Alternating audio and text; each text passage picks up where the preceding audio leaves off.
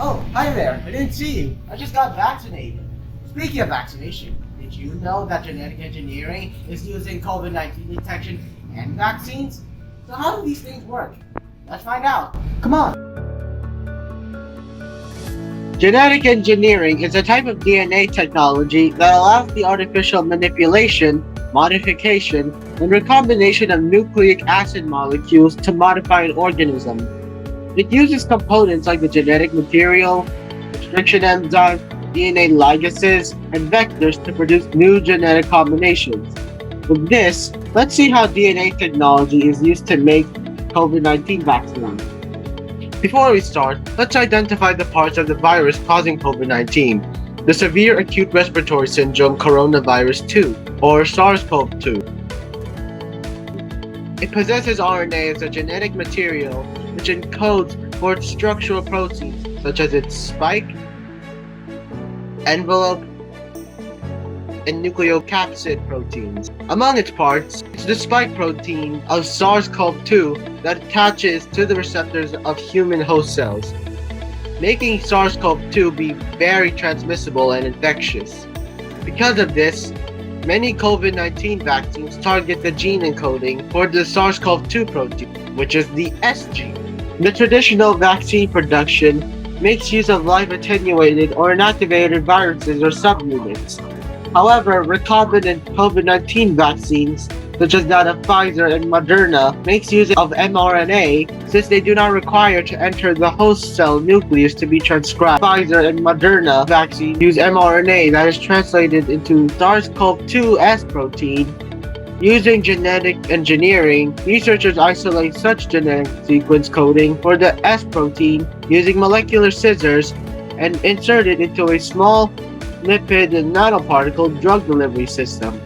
Once it's inside the cell, our ribosomes translate the mRNA to produce a protein that resembles SARS-CoV-2 spike protein, prompting our immune cells to respond.